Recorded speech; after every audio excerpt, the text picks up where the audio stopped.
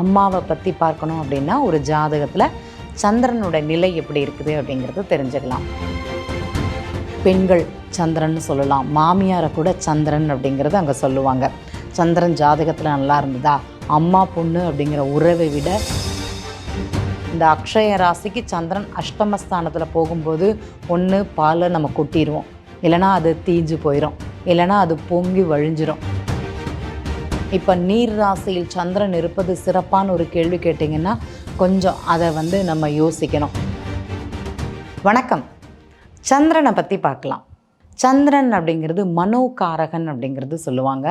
தாய் கிரகம் அம்மாவை பற்றி பார்க்கணும் அப்படின்னா ஒரு ஜாதகத்தில் சந்திரனோட நிலை எப்படி இருக்குது அப்படிங்கிறது தெரிஞ்சுக்கலாம். பிறக்கும்போது எல்லா குழந்தைகளும் நல்ல குழந்தைகள் தான். தாயாருங்கிறது பாசமாக இருப்பாங்க. வளர்ந்த பின் நம்மளுடைய ஜாதகம் எப்படி பார்க்குது, அம்மாவால் தான் பிரச்சனை, அம்மாவுக்கும் மனைவிக்கும் ஆகவே ஆகாது அப்படிங்கிற ஒரு தன்மையை நமக்கு கொடுக்குதானா? கண்டிப்பாக கொடுக்குது. இது எதனால்? இந்த இடத்துல கொஞ்சோண்டு யோசிங்களேன். பிறந்தபோது உள்ள அம்மாவுக்கும் பையனுக்கும் உள்ள ஒற்றுமை அப்படிங்கிறது சில காலங்கள் கழிந்ததுக்கப்புறம் ஒரு காலேஜ் படிக்க வைக்கிறதுலையோ, ஒரு கோர்ஸ் தேர்வு பண்ணுறதுலையோ, ஒரு திருமணம் சார்ந்த நிகழ்வுகள்லையோ அந்த சந்திரன் அப்படிங்கிற கிரகத்திற்கும் ஜாதகருக்கும் என்னெல்லாம் பிரச்சனை வருது, என்னெல்லாம் போராட்டமாக இருக்குதுன்னு கொஞ்சம் யோசிச்சு பாருங்கள். இது நம்ம தெரிஞ்சு செய்கிறோமா? யோசிங்களேன். நம்ம உள்ளேருந்து வருதுன்னு சொல்லுவோம். ஒரு செயலை அம்மா செய்யாதேன்னு சொல்லிட்டாங்கன்னா கோபம் எங்கேருந்து வருது, மூக்குக்கு மேலே வருதுன்னு சொல்லுவாங்க. அந்த மாதிரி ஒரு தன்மை தான். அப்போ ஜாதகம் எங்கேயோ வித்தியாசமாக இருக்குது. நம்ம எந்த இடத்துலையோ ஜாதகத்தை மாற்றி மாற்றி நம்ம முடிவு பண்ணுறோம். இன்றைக்கி அக்ஷய லக்னம் படித்தவர்களுக்கு தெரியும் ஏன் அம்மாவுக்கும் எனக்கும் இந்த காலகட்டத்தில் கருத்து வேறுபாடு வருது, எப்போதுலேருந்து இது ஆரம்பிச்சது, எப்போ சரியாகும், இங்கே அம்மா மட்டும்தானா, சிலருக்கு சகோதர சகோதரியுடன் வரும், அண்ணாவுக்கும் தங்கைக்கும் சண்டை வரும், கணவனுக்கும் மனைவிக்கும், அதாவது திருமணம் அதாவது காதலித்து கல்யாணம் பண்ணால் கூட மனைவி கூட சண்டை வரும், பிரச்சனை வரும், பிரிவை கொடுக்கும், விரோதி மாதிரி இருக்கும். அவங்கள அவமானப்படுத்தி கஷ்டப்படுத்தி கோர்ட்டு கேஸுன்னு அவங்கள அலைய வச்சு, ஆணாக இருந்தாலும் சரி பெண்ணாக இருந்தாலும் சரி. அப்போ அவங்க ஜாதகத்தில் கிரகங்கள் 2 வருஷத்துக்கும் 3 வருஷத்துக்கும் முன்னாடி இருந்த தன்மைங்கிறது இன்றைக்கி இந்த இடத்துல இல்லை. அப்போ நம்ம எங்கேயோ வித்தியாசமான முறையில் நம்ம ஜாதகத்தை பார்த்துட்டு இருக்கோம். நீங்கள் கொஞ்சம் அக்ஷய லக்ன பத்ததி முறையில் அப்படிங்கிறது பாருங்கள். உங்களுக்கு புரிதல், நேரடியான தெளிவு, நேரடியான புரிதல் அப்படிங்கிறது உங்களுக்கு கிடைக்கும். ஏன்னா கண் கட்ட பின் சூரிய நமஸ்காரம்னு சொல்லுவாங்க. கண்ணு தெரியலனா எதுக்குங்க, அதுக்கு முன்னாடியே பார்த்துடலாமே ஒரு தடவை. இப்போ எனக்கு பார்க்கக்கூடிய தன்மை இருக்குது, அப்போவே நான் அதை பார்த்து ரசிச்சுக்கிறேன் அப்படிங்கிற மாதிரி ஒரு தன்மை தான். இன்றைய காலகட்டங்களில் சந்திரன் அப்படிங்கிற கிரகம் இவ்வளோத்தையும் சொல்லுதானா? இவ்வளோத்தையும் சொல்லுது. உணவு சந்திரன் தான்.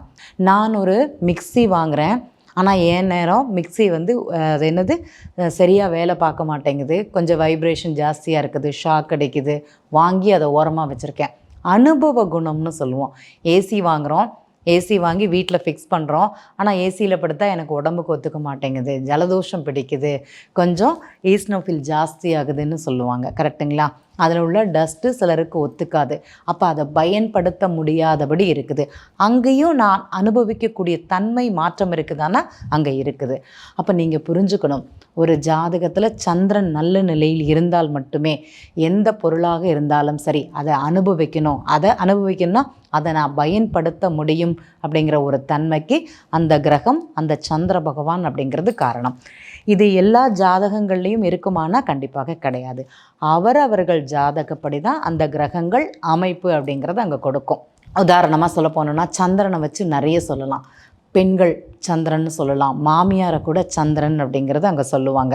சந்திரன் ஜாதகத்தில் நல்லா இருந்ததா, அம்மா பொண்ணு அப்படிங்கிற உறவை விட மாமியார் மருமகள் உறவுங்கிறது ரொம்ப பலமாக இருக்கும்.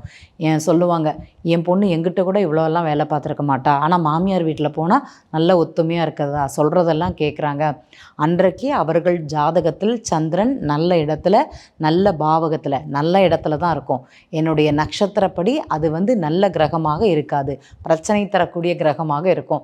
அப்போ எனக்கு வீடு பிடிக்கல, வண்டு பிடிக்கல, அம்மா பிடிக்கல, அம்மா சொன்னால் கோவம், அம்மா பேசுனா சண்டை, அம்மா பேசுனா வழக்கு, வாக்குவாதம், நான் பேசவே மாட்டேன், நான் இந்த வீட்டை விட்டு போகிறேன்னு எவ்வளவோ நம்ம கேட்டிருப்போம். ஆனால் மாமியார் வீட்டுக்கு போனதுக்கப்புறம் அவ்வளோ அடங்கி நடக்கிறது, அவ்வளோ ஒதுங்கி நடக்கிறது. அந்த தன்மையை காலங்கள், நட்சத்திர புள்ளிகள் மாறும்போது கொடுக்குமானா கண்டிப்பாக கொடுக்கும் அப்படிங்கிறத புரிஞ்சுக்கணும். இந்த முத்துன்னு சொல்லுவோம், முத்து, சிப்பி, பால் சம்மந்தப்பட்டது, பால் சம்மந்தப்பட்ட உணவுகள் எல்லாமே சந்திரன் தான். நீங்கள் யோசிச்சு பாருங்களேன், இன்றைக்கி உங்களுக்கு அக்ஷய ராசி என்ன இருக்குதுன்னு பாருங்கள். இந்த அக்ஷய ராசிக்கு சந்திரன் அஷ்டமஸ்தானத்தில் போகும்போது ஒன்று பாலை நம்ம கொட்டிடுவோம், இல்லைனா அது தீஞ்சு போயிடும், இல்லைனா அது பொங்கி வழிஞ்சிரும், இல்லைனா அது என்ன பண்ணும், பால் தயிராக மாறிவிடும். அந்த மாதிரி ஒரு தன்மையை கொடுக்குமானா கண்டிப்பாக கொடுக்கும். சிலருக்கு திட்டு கூட வாங்க வைக்கும். அவர்கள் ஜாதகத்தில் சந்திரன் எங்கே இருக்கிறாங்க, அக்ஷய ராசிக்கு கோச்சார சந்திரன் செல்லும்போது அப்படிங்கிற ஒரு தகவலையும் சேர்த்தே கொடுத்துக்கிறேன். இப்போது சந்திரன் அப்படிங்கிறது ஒரு பயண கிரகம். சிலருக்கு ஒரு இடத்துலேருந்து ஒரு இடமாற்றம் போகணும்னு வச்சுக்கோங்களேன், சந்திரன் அவங்க ஜாதகத்தில் நல்லா இருந்ததுன்னா அது சுமூகமான பயணமாகவே முடியும். இல்லை அப்படின்னா வெளியில் போயிட்டு கை வலிக்குது, கால் வலிக்குது, போனது மன வருத்தத்தை கொடுத்தது அப்படிங்கிற ஒரு தகவல் கூட நமக்கு கிடைக்கும். சந்திரன்கிறது நீர் ராசி. கடல் கடந்து போகிறேன், கப்பலில் போகிறேன், விமானத்தில் போகிறேன், எல்லாமே சந்திரன் தான் உங்களுக்கு காரகன் அப்படிங்கிறது சொல்லலாம். அதே மாதிரி இன்னொன்று சொல்லணும்னா, சந்திரன் அப்படிங்கிறது உங்களுக்கு தூக்கத்தையும் குறிக்கக்கூடிய ஒரு கிரகமாக அமையும். சில ஜாதகங்களில் தூக்கம் நல்லா இருக்குதா, நிம்மதியான தூக்கமாக இருக்குதா, இல்லைன்னா குட்டி குட்டி தூக்கமாக இருக்குதா அப்படிங்கிறத கொஞ்சம் பாருங்கள் அப்படிங்கிறத இந்த இடத்துல பதிவு பண்ணிக்கிறேன். சிலருக்கு சினிமா ஃபீல்டு, கலைத்துறை சம்மந்தப்பட்டது, மனம் சம்மந்தப்பட்டது, அதே மாதிரி குழந்தைகளுக்கு இந்த படிக்கிறவங்களுக்குடைய தன் மனம் விரும்பிய கல்வி படிக்கிறதுக்கு அந்த சந்திரனே காரகனாக அமைவாங்க.